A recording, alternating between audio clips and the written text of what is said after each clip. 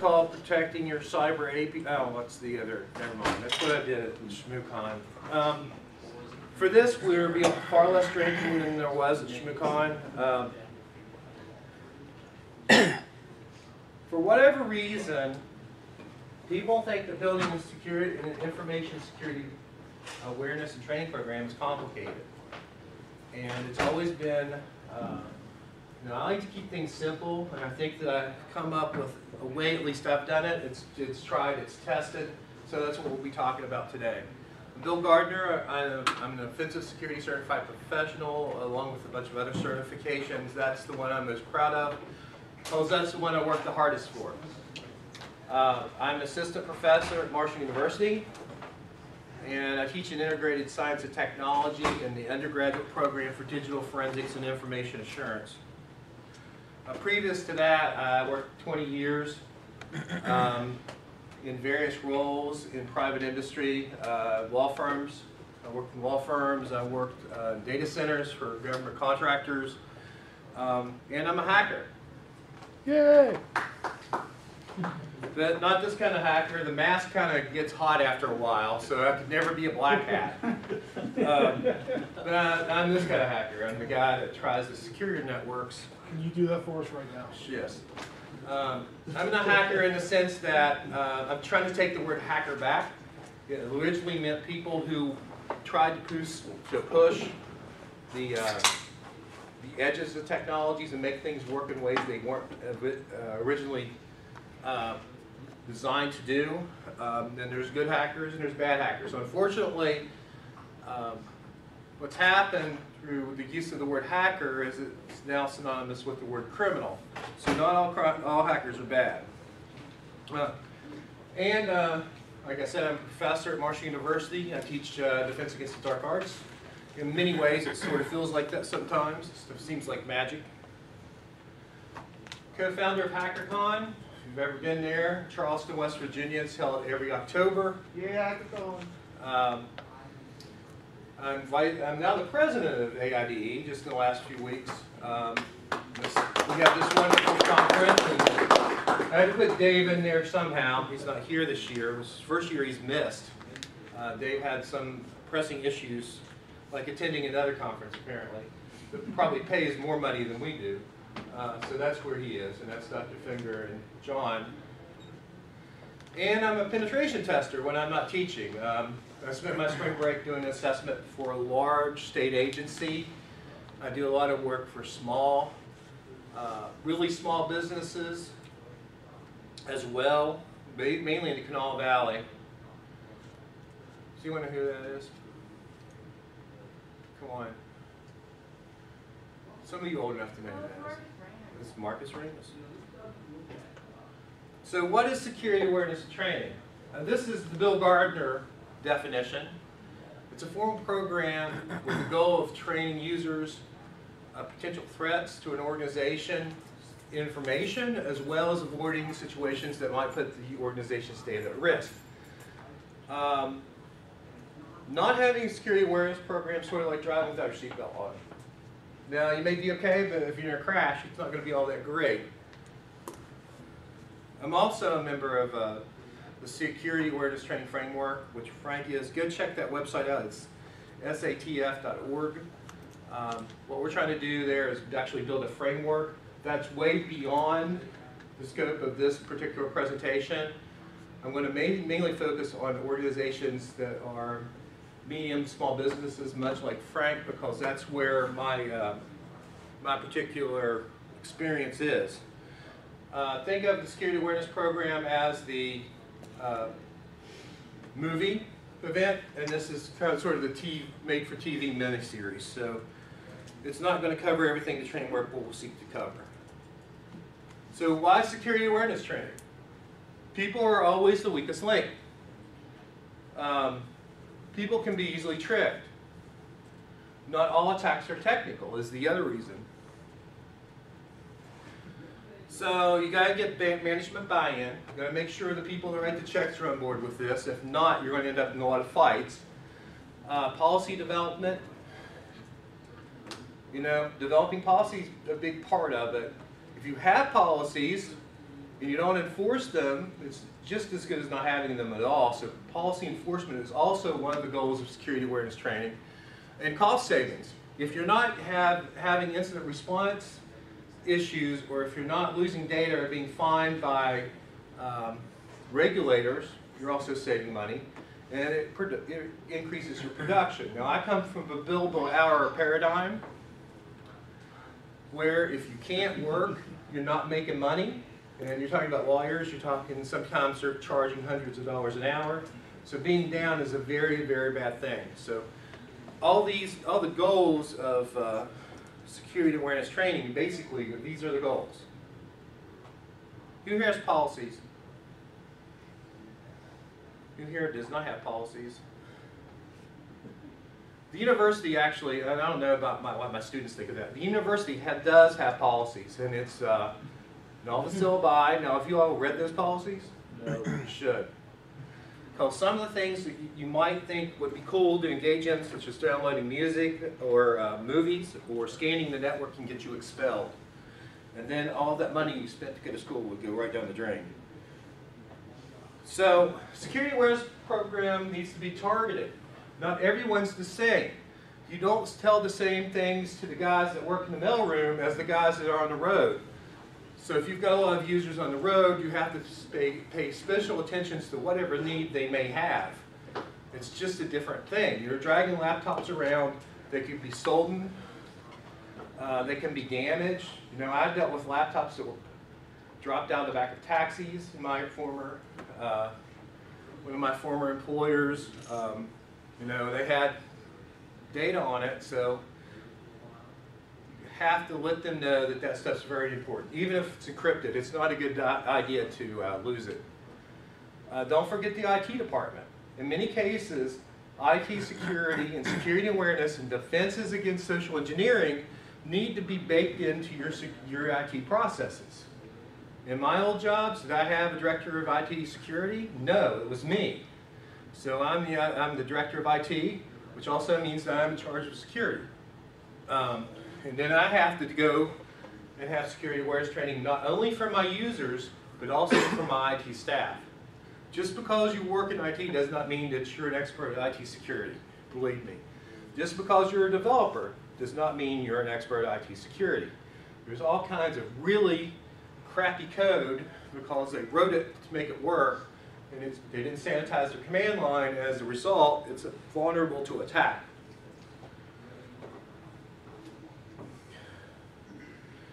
Some users have different education levels. As a result, your security awareness training for a lawyer is not going to be the same as it is for a runner. They're going to face different risks. They're going to have different needs. So you have to make it so that it's pertinent and understandable by each one of those different groups. Even a secretary is not going to have needs the same sort of security awareness training as a lawyer. And also, home users are different than corporate, and we're not really going to talk about home users in this particular talk today. But when I've done security awareness training in a corporate environment, I also try to make it personal to them by pointing out that they may very well have personal information on their work computer.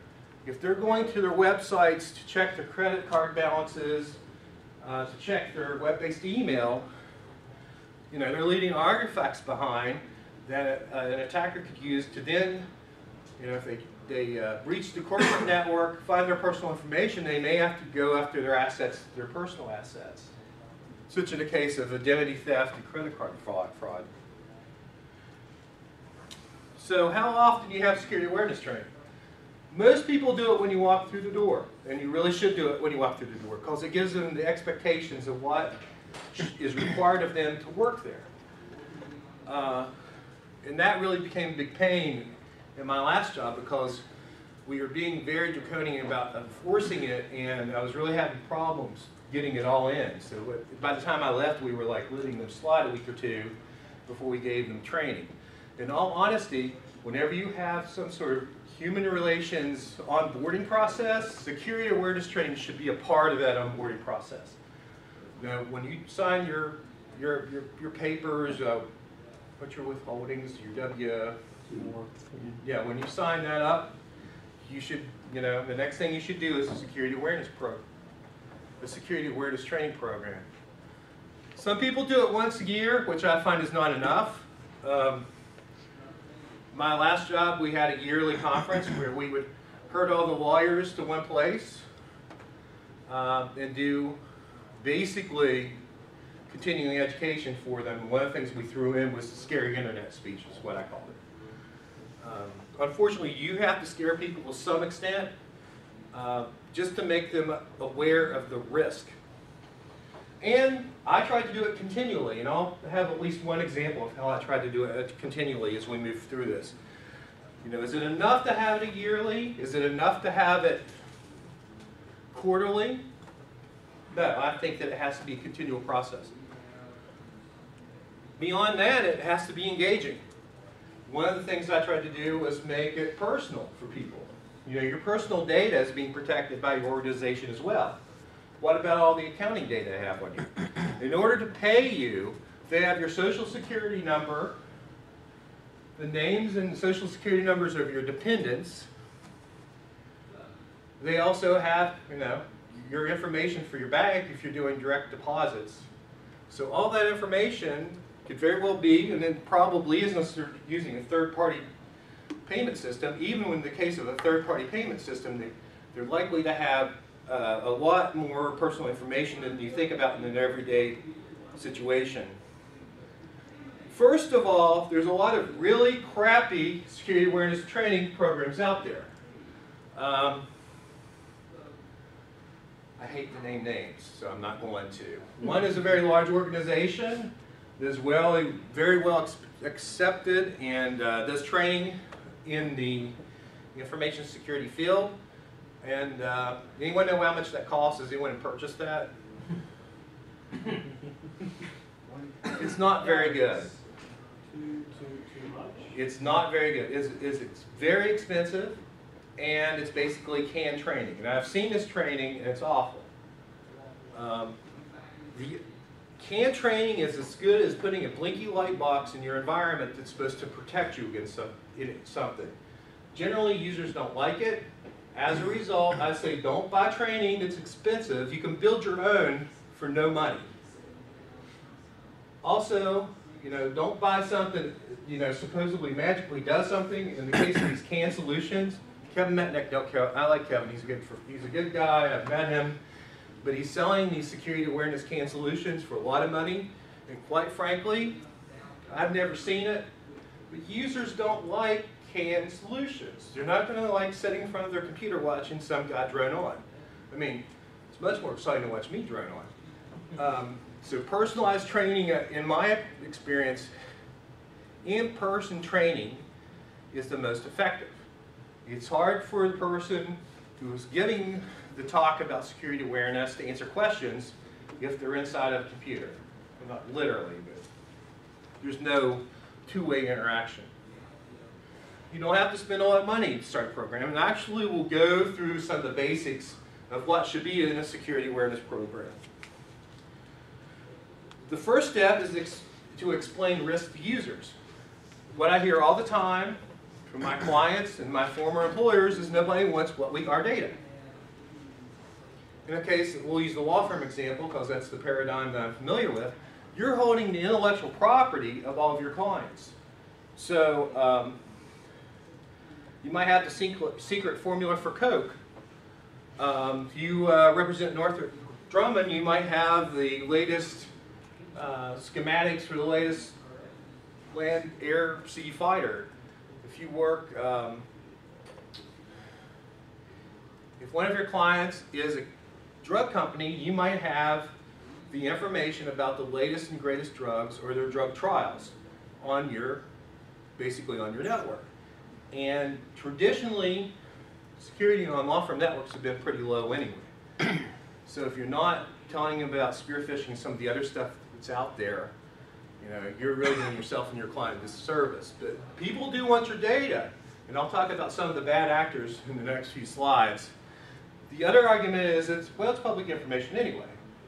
Well, if I'm an attacker, I'm going to go to your public website figure out what the email addresses are, and then I'm going to start spear phishing you. I'm going to figure out who the CEO is. I'm going to figure out who the CFO is. And I'm going to start sending them information or spear phishing which relates to their interest. And also, I might try to get some passwords based upon either the LinkedIn profile or the Facebook profiles. So, what's their dog's name? You know, maybe they're not informed enough to not use their dog's name for a password. What's their wife's name? What's their children's name? Do you remember these different surveys that went around on MySpace and Facebook that looked totally innocuous? Like, so what street did you grow up on? What's your mother's maiden name? Where were you born? All of these are the questions to reset your passwords. So, and the other thing is that you can say that nobody wants your data, but when you get breached and you get fined millions of dollars for violating HIPAA or PCI, stuff starts getting real. So, nobody wants a $1 million fine for losing medical records, or by violating PCI. If you're processing credit card information, you'll be covered by PCI. And just because you're compliant, like Frank said, he left.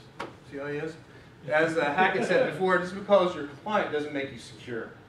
So a lot of people will get on to compliance, the bandwagon, yes, we're PCI, DSS compliant. That's great. But it may not make you secure. You know, we're HIPAA compliant. That's great. But HIPAA does not address things other than the low-hanging fruit. Same with PCI. Same thing. So let's look at the motivation of attackers. First of all, people do want their data. People want your data. So the biggest motivation of attackers is money. Identity theft, credit card theft. The second is your intellectual property, which includes trade secrets. Once again, the formula for Coke, the secret formula for the latest drug. There's hacktivism, our friends Anonymous. Hello Internet, hello Anonymous. These people are hacking allegedly for political means, so we call them hacktivists. They have an agenda. So they do website defacements, and you know, there's the famous Sony breaches that happened, was that 2011 or 2010? Basically, Sony got hit every day for about 365 days using SQL injection, which is 20-year-old attack vector, but anyway. And sometimes they did defacements, and sometimes they actually stole information. In the case of Sony, to make a long story even longer, there's this kid that jailbroke his phone. I can't remember his name. But Apple never really went after him. They asked Steve Jobs about it, and he said, that's kind of cool. I guess we'll have to raise the bar. So they released a new operating system for iOS. And so, wish I could remember his name. The same kid got a PS3, and he decided he was going to jailbreak it so he could run his own games on it. And Sony sued him. So our friends at Anonymous decided that wasn't just, so they started hacking Sony. And I have some other examples in my slides as well. And one's bragging rights. You know, if I'm in the hacker underground and I pull off something really cool, all my friends are going to think I'm really cool, so therefore bragging rights is also a motivation. One of the other things you need to tell your audience when you do security awareness training is the cost of data breaches. Here's a couple of, these are kind of older numbers. They increase every year, of course. The Ponyman Institute is a good source of up-to-date information on how much breaches cost. They actually, that's their business model. They track that data. The Digital Forensics Association is another one. But you know, we're talking about billions of dollars a year being lost because people don't know any better. Someone's phone just buzzed and I don't think it was mine. Unless someone's texting me from the audience. So threats. break down the individual actors. And this is just a sort of a quick look at individual actors. Basic organized hacking crews. There's a Russian business network.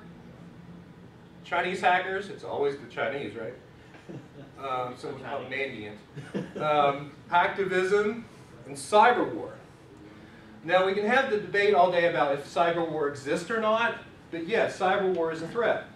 If there's a denial of service attack against a target, like in my case when I worked at my last law firm, Anonymous went after the MasterCard payment system.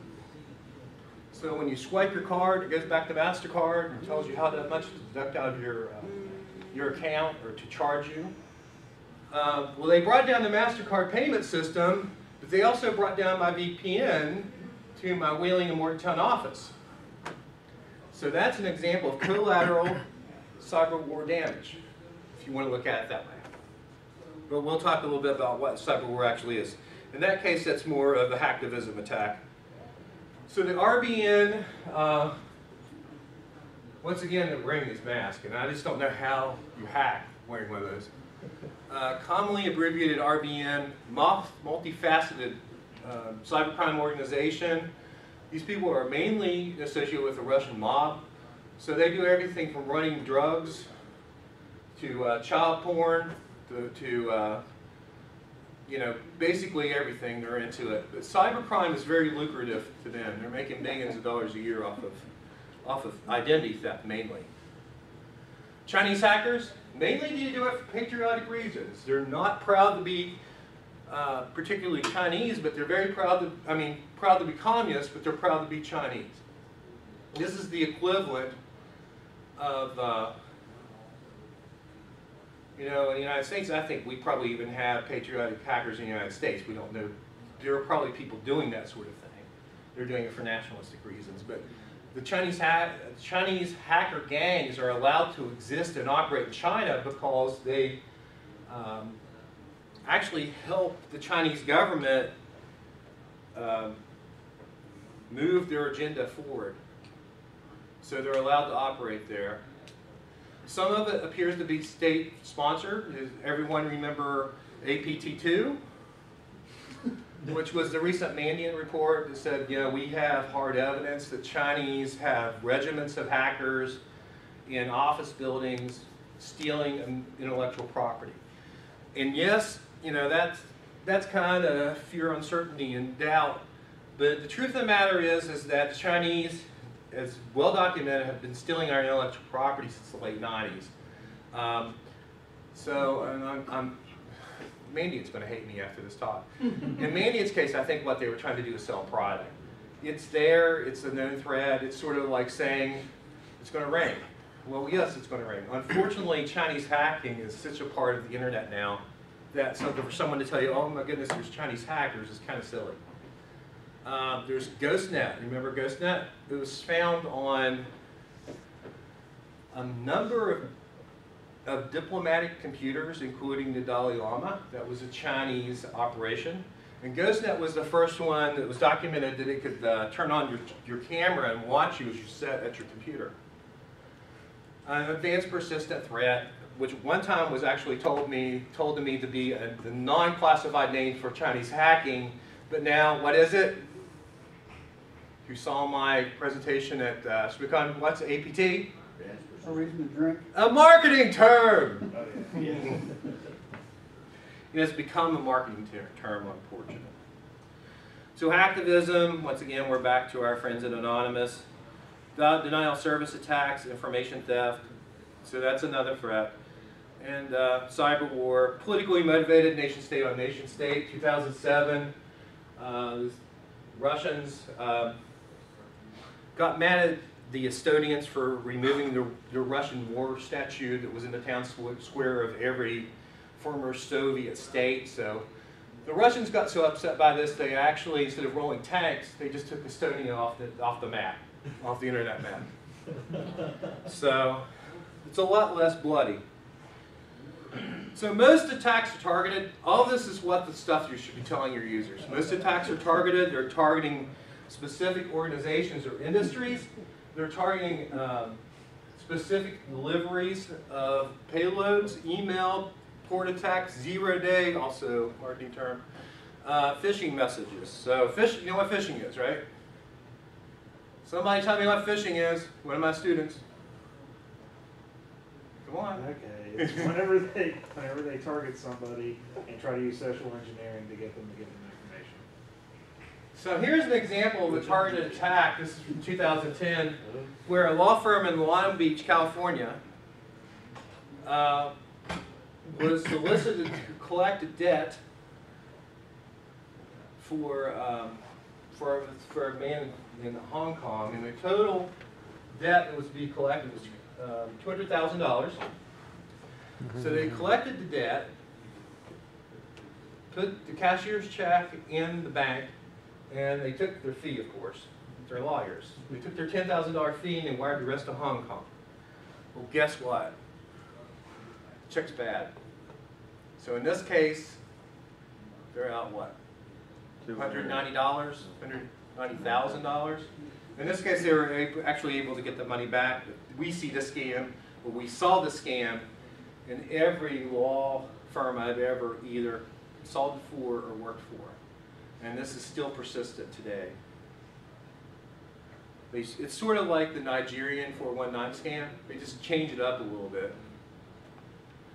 Here's an example of our buddies at Anonymous Say that like it's a bad thing.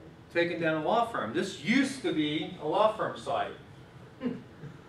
Well, once they decided that, based upon a case where this defense firm defended Marines accused of killing Iraqi civilians, and they decided, well, that's not fair, that's not just. So they basically defaced the firm's website. Well, this website was hosted internally, which means that they also stole the firm's email. And there's this stuff dumped all over the internet. So where do you go for stolen information on the internet?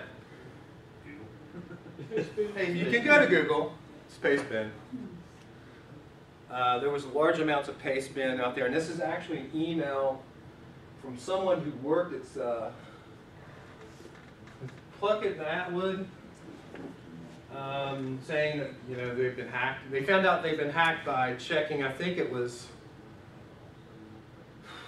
one of the big technology websites. Do you all remember? It was like Dig or something. They found out they'd been hacked on Dig. They didn't have any idea that there was a problem. And the last time I went to that website, it's still offline. This is an example of why you don't host websites internal. They break into your website, they can pivot that attack and hit everything inside your network. Here's another example, quickly. I won't beat this dead horse too long. This is in 2009. There was an FBI advisory saying if you're a public relations firm or a lawyer, you're being targeted by spear phishing. And spear phishing is targeted phishing. They go to the website, figure out who you are, if you like to golf, or if you like flying model airplanes or whatever, do enough open source intelligence on you to create a profile. That makes you more likely to click on that link or to go to that website. The one that's used, Mutz uses the one, Mutz is the offensive security guy. He is offensive security. He used an attack that basically figured out his target was interested in collecting coins. So he went out and figured out what was the most kind of rare but accessible coin there was. Figured out where this guy was hanging out on a chat board that collected and traded coins. Said, hey, I've got this really rare coin. Why don't you start communicating with me? Huh? He created a website. Yeah, and then the guy clicks on the link to go to Mutz's website, and he pwned him that way. That's a web attack using phishing. And it's really easy using a social engineering toolkit to clone a website and then put it up. And most people don't look, especially in that case. You could probably buy a domain that was kind of sounded like it was a legitimate URL. You can also mangle a domain like our friend Boris has one called gmails.com, which he still uses on assessments, and apparently it's pretty pretty successful. By the way, don't go to gmails.com because it's likely that he's not remembered to turn off the malicious software there. Here's an example of Chinese being interested in $40 billion potash acquisition. Apparently, I didn't know there was this money in potash, or I would have changed careers a long time ago. And they broke into a number of law firms in Canada and derailed the acquisition. And that was probably another example of Chinese hackers basically promoting the agenda of the Chinese government. And I'm sure this was done by a hacking gang, and they probably got a nice little check out of it, and also the protection of the Chinese government.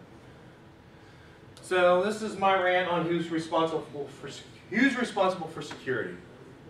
You. Everybody. Someone say me?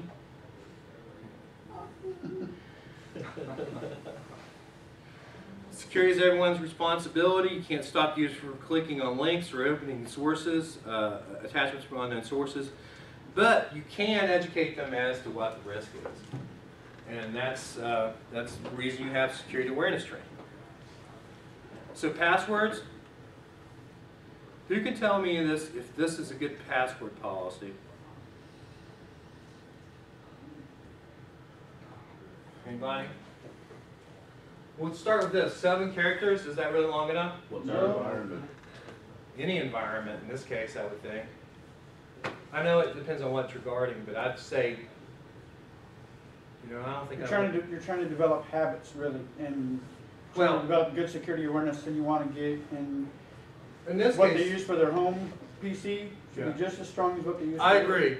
In this case, though, this is a sucky policy. This is a very sucky policy, and this is the one that's built into Microsoft GPO. So if you require a minimum, Microsoft will require a minimum. I think it does it by default in Windows 2008. In fact, you can't even get a really complex password into Windows 2008, Windows Server 2008. This is an example of a crappy password. You're way better off keeping it simple, stupid. Take 17 and make it 16. 16 characters is pretty complex. And passphrases will always be more secure than passwords. In my case, I use a passphrase that's probably, I don't know, 26, 27 characters. Yeah, but if I know your company's using passphrases, I just snarf the IMDb famous movie quotes database, and I get into some of the accounts that way. Yeah, but you It's might. But It's the consistency. okay, well, here's the thing. environment. Here's the thing about that, is none of this is perfect. I can't eliminate risk, I can only manage risk, and this is one way of managing risk. Two-factor. Oh yeah, 2-factor is big. I'm not going to cover 2-factor in this, but basically to have a security awareness program, you need to have policies. So you need to address these things, and this is just an example of a bad policy. And this was one of the policies that was being used in one of my environments at one point in time. If you really want to know about passwords, go out and look for Pure Hates Talk at HackerCon 2 years ago, called Your Password Policies Suck. He can profile password policies based upon the number of characters, their company, what they do for a business, and usually he can crack 99% of them using Hashcat pretty quickly by using mask. So you just overlay these things. But he's much more fluent in password cracking than I am. And there's the other issue. People make passwords too complex, so they can't remember them, which is a pain in the ass. So what's the CIA triad in information security? Confidentiality, integrity, which means all the data is there, it's all good to go, and access. This isn't access. You know, the old thing is that I can make your system totally secure if I bury it 10 feet underground, unplugged from the internet or power under concrete. Yeah, it would be totally secure, but you can't use the damn thing. Excuse me, I'm getting really randy with my cussing. So what do you tell what do you tell users about passwords? Long passwords. I tell them, and this is a Billism again, it's okay to write down your password, put it in your wallet with your money. Your wallet is a safe place. Eventually they'll learn them, but it saves a lot of time. If you constantly have to reset passwords, the password reset procedure is usually rife with danger. How do you know it's in a big environment that that's that user when they call you and say reset my password? And that's a social engineering attack vector. So complex passwords, as much as a risk as not complex enough passwords. Locking computers, this is my favorite. My users loved me by the time I left my last job. Why? Because I got real draconian about them locking their computers. You work in an environment, people walking around, you don't know who they are. I could sit down at their desk and write emails to the managing partner about how I thought he dressed funny and things like that. And so I pointed out, anyone can use your computer at your security level. This is really bad in accounting situations too, because accounting people have these spreadsheets up, multiple monitors, and they don't want to lock their computer. So they'll get up and walk away from it, and there is basically the firm's financial data, or the organization's financial data, just laying it. I did an assessment one time where the first place I went was accounting, because I knew that most accounting departments have low security because they want convenience. And what did I find? Bankware passwords, wire transfer passwords, a bunch of financial data kept in plain text, unencrypted, in like Notepad on the desktop. And you want to talk about keys to the kingdom. Easily, that's when you start, a nefarious person would have started draining their bank account. So if you didn't lock your computer in my last job, I left you one of these. And sometimes they work, and did I misspell one thing on that one? I went through like 4 permutations of this thing because I kept freaking misspelling stuff. And you come back from the printer, I'm like, I wasted money on that, so it went back and forth. And this is one that's been in my wallet for a long time. Yes? Next time just post it on Reddit once and save all that time. Well, that's true. My users don't use Reddit, usually. I posted on Westlaw one time. And if you want to use this, feel free. I think Tom has a variation. Tom's not even in here. I think that Tom, Concealed has a variation of this that he uses. Hi, Mick. Hey. Your tutor's biscuit is there, but it's probably nice and cold, Leon. So, sorry about that. That's cool. You all don't know that we don't really pay we don't really pay speakers, but we do give them tutor's biscuits. So it's a lot cheaper. Yeah, I got no issue with that. So if you want to steal this, feel free. You probably can make a better version of this than I can. So attachments, just basically don't open attachments that you're not expecting. These are also the things you tell people in security awareness programs. Phishing, be skeptical of emails that look like they're coming from officials. Be skeptical of email that looks like it's coming from your bank. Thanks to our friend Dave Kennedy, you can scrape a website and make it look just like your bank's website in about 10 seconds. Doesn't take a lot of skill. He's made it very, very easy. And don't provide personal financial information to people who solicit it. So if someone calls you up and says, what's your bank routing number? That should raise a red flag. I'm sorry. So can you tell me where this goes? No. Yes. Where does it go? I have to put it in one of those expanders. I can tell you. I understand, but as a user getting this in email, your average user is going, you see this on Twitter. I click these links all the time on Twitter. Stupid. I click these links on Facebook all the time because that's convenience. It's the norm. But really, you know where this goes? It Goes to Billy. It goes home.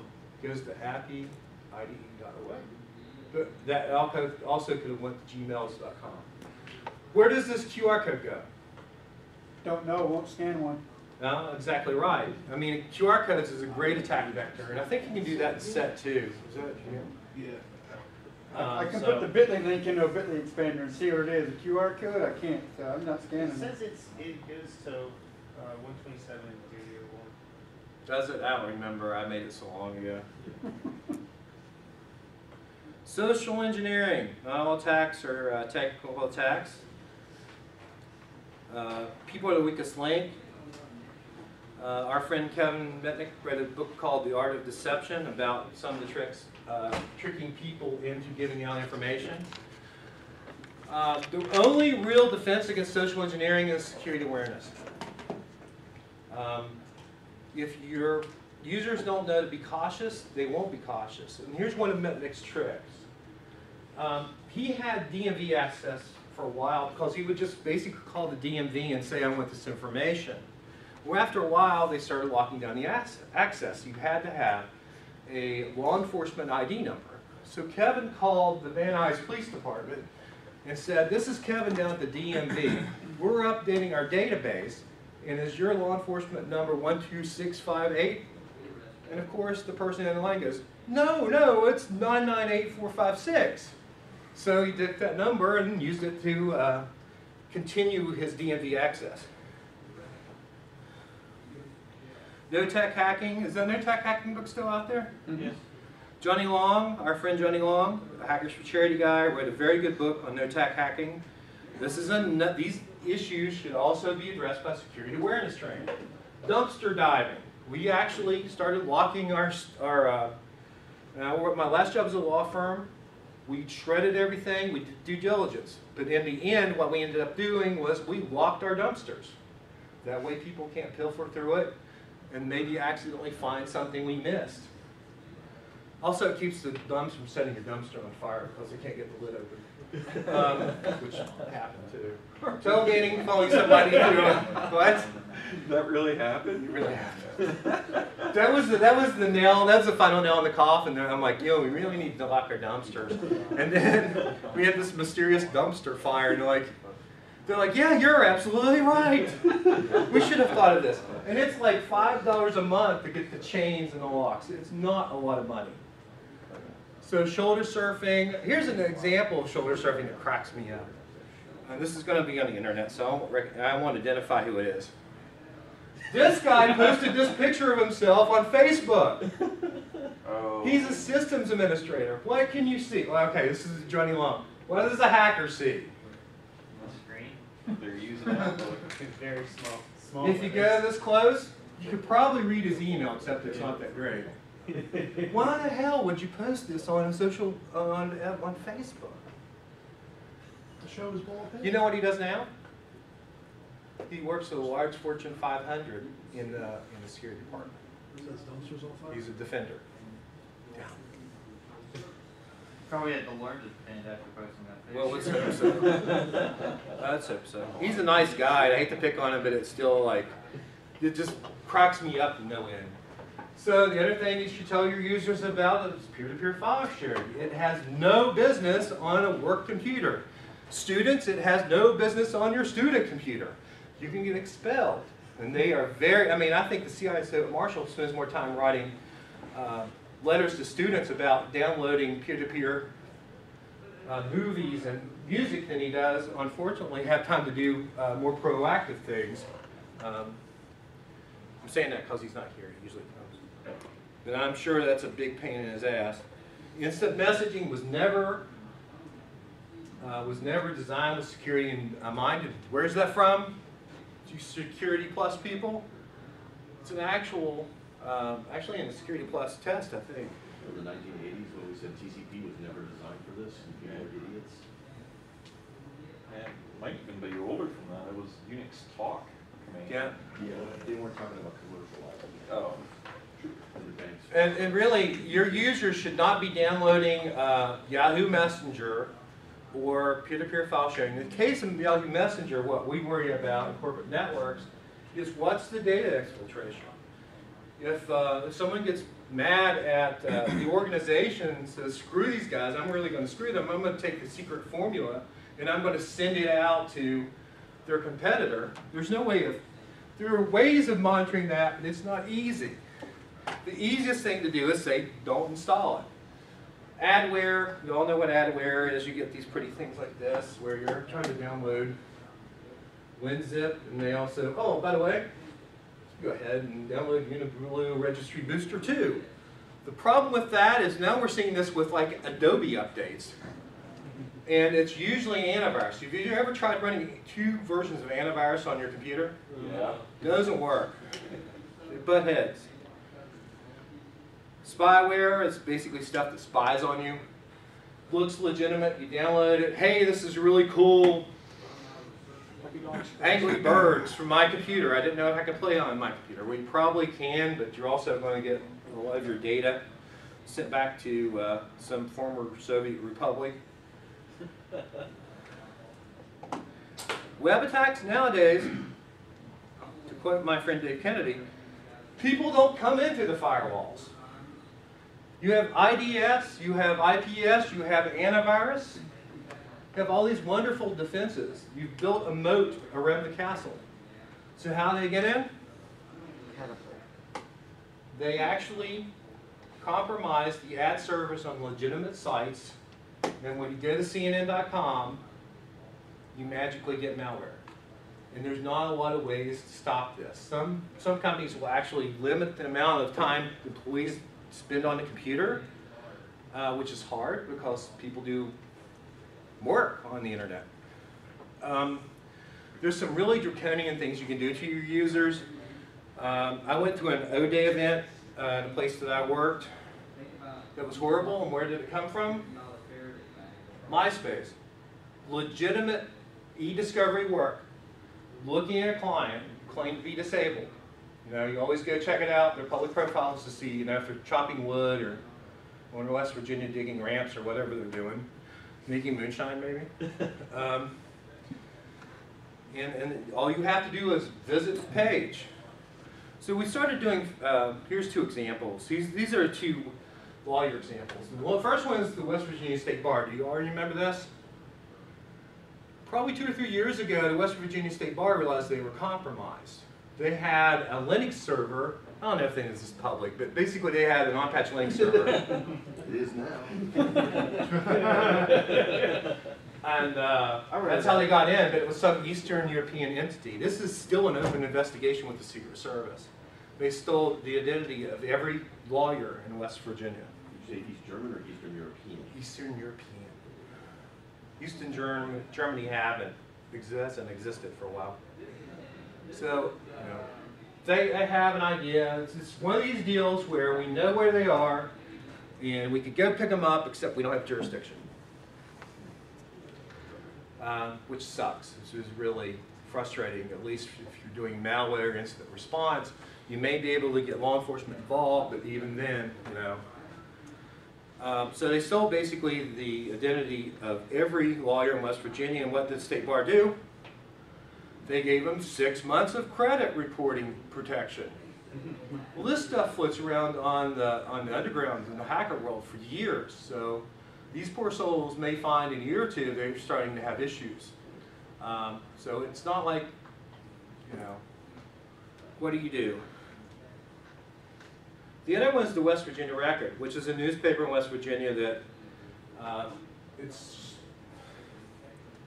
there's a number of these newspapers across the United States that's sponsored by the Chamber of Commerce. And the idea is they're trying to make West Virginia out to be a legal hellhole. There's too many lawsuits.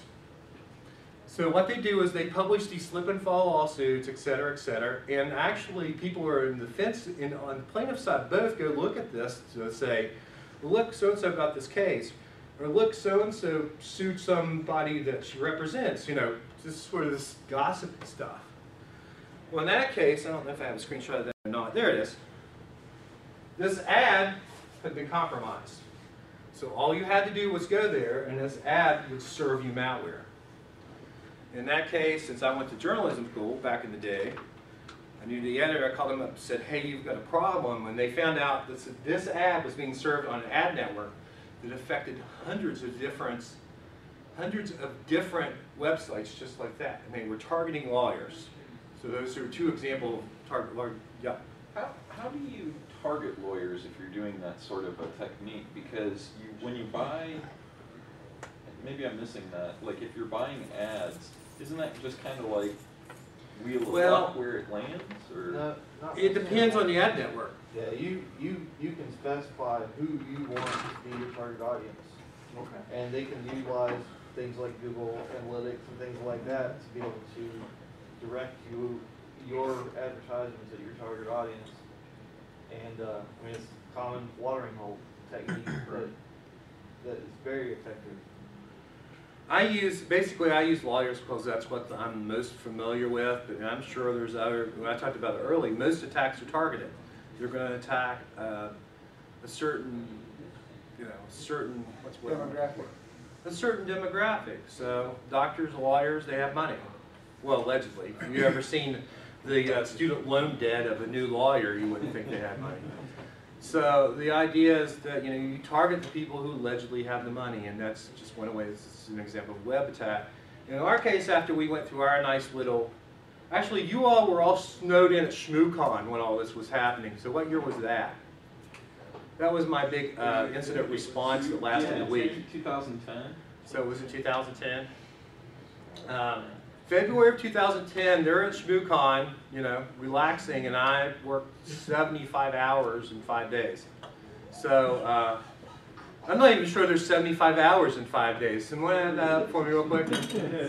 48. All I know is I turned it in as overtime. You could do it. But it was a long, hard. So what we did, we installed something between us and the internet, which is a defense. It's not going to eliminate risk, it will only manage risk. And if you're doing security awareness training, you need to make sure your users understand what this is and what it looks like when they see it. Because they'll get upset, I need to go to this website and it's blocked. And yes, it will block legitimate websites. We don't use this product anymore in that I don't realize the firm's name's up there, it doesn't matter. I used to work at Flaherty since Ball Manasseh. But anyway, is there anything else confidential I can give out in this talk? Why don't you just post What's your your social social? security number, Hackett? So if you're blocking stuff, you have to explain why you're blocking stuff, and sometimes you do medical research, and it will see the medical terminology as porn. So you have to fight it. There's always false positives. So you need to let your users know that if you're blocking a website for fine and why. We're about to wind this up here in the next couple of minutes and we'll break for lunch. Data leakage. Here's another lawyer situation where basically the Lawyer Disciplinary Board, West Virginia State Bar, says that lawyers need to understand what metadata is and take action to protect against disclosing metadata. I'm not going to go into what metadata is. Basically, it's the data behind the data. But here's a regulatory duty to understand what metadata is for a specific segment. So in this case, if you're doing a law firm or talking to lawyers, they need to be aware of this. And there's also, penalties for not following this. Basically, this says that when you send something to opposing counsel and there's a smoking gun in there from an e-discovery point of view, you can't use it. And that's different in West Virginia than it is in someplace like Florida. In Florida, you get the smoking gun and metadata, it's open season. But you can actually be disciplined by the Lawyer Disciplinary Board for using metadata that was given to you in error, I guess. Just Mick. So if there's evidentiary quality information inside metadata and you scrub it, wouldn't you get in trouble though for destroying data as part of e-discovery? Well, in this case, I mean, that's a double-edged sword, and quite frankly, they don't address that in this opinion. I think they're more worried about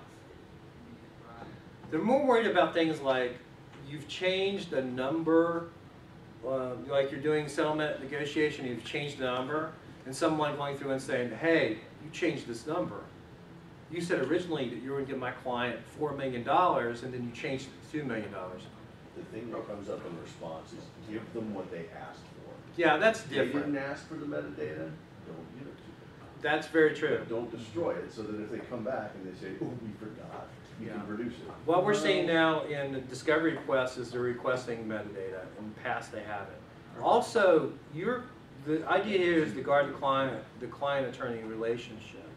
If you're representing an insurance company and you leak metadata that would put that insurance company at a disadvantage, that's an issue.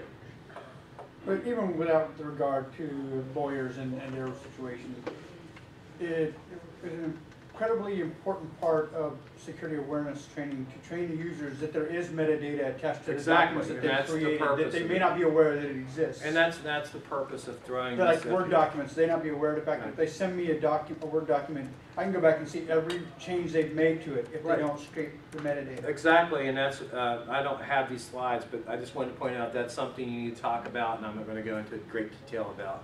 But I tell them that when I use security awareness talks for lawyers, I talk about metadata from A to Z. This is your risk, this is where you find the information, and this is what can happen if you don't properly guard your client-attorney relationship or any other sort of relationship where information may be confidential, not germane to the case, but someone can extract it.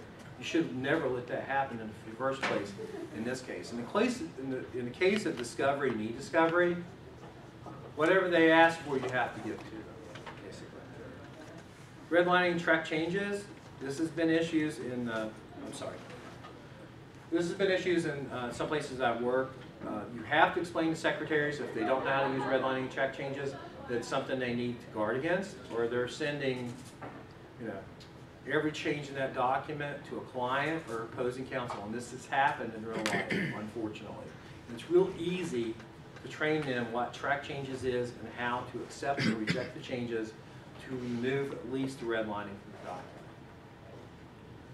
So the last thing we're talking about is metrics, and this was something that Frank talked about. He said, Hackett said, if you know a good metric, let me know. And these are the metrics that I've used in the past. Help desk tickets. The number of help desk tickets about incident response events, such as malware infections, are they going down? You can track that by looking at tickets. And in my cases, every time that we applied a security awareness program to an organization, those tickets always went down. The other one, which is harder to gauge, is are your users asking good questions? Yeah. There's a website called Security Metrics Center, which is based off a LinkedIn group called Only Security Metrics, Just Security Metrics. I forget what the hell I named it, but all we talk about is security metrics. And they have a mind map that has huge stuff and things like that inside of it. I understand. And I think that's great if you send it to me. My whole idea behind this is to keep it simple. Because in this case, you're just taking a snapshot. If you want to do really in-depth data analysis, I think that'd be good. But I'm just coming up with some of the things that I thought of. Can you send that to me so I know what it is? User questions. Are they asking good questions? If somebody gets an attachment, are they clicking it, opening it, or are they calling you first? First of all, if you have to call me to ask me if it's okay to open an attachment or a link, that's a problem. You shouldn't touch it. And downtime. The metric is, are you down less? Are people's work not being interrupted as much as it used to? And you can gauge that by different ways. One is to look at billable hours. If you're in a billable hour paradigm, you can look at profit loss. During a period where we didn't have a security awareness program, we didn't make as much money as we did when we did have a security awareness program. But the two things I want to leave you with today is do something engaging. I'm not a fan of canned programs. It's just as good as buying a blinky light box that you put in your data center that you don't know how to log into after about 4 weeks. Oh yeah, we bought that. It's not good money spent. You don't have to spend a lot of money to build a security awareness program. If you basically build a program that covers the things that I've covered today, you have the basis. And you can take that and you can target to different types of users, different kinds of corporations, and basically it's a start. And I'm very, very much an opponent of keeping things very basic to start out with. And on that, you can build your mature security program. Start out with having some policies. Part of security awareness is telling people what the expectation is and what they need to do in order to follow those policies. And I didn't talk about punishment because that is also kind of a hot topic. You need to enforce the policies, but are you going to fire the guy that made you $4 million last year in sales? No. It's stupid. I mean, you have to look at, you know, like you said, maybe.